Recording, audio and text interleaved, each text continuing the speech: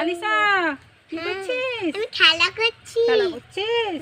এই দেখ তোর জন্য আঙুর নিয়ে এলাম, তুই খাবি না? এই তো নে, খেয়ে নে বসে বসে। হ্যাঁ, আমার একটু কাজ আছে, আমি আসি।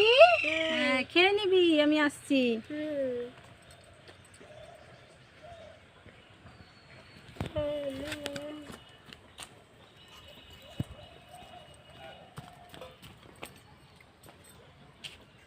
বলো আঙুর খাচ্ছে দাদা, আমি গিয়ে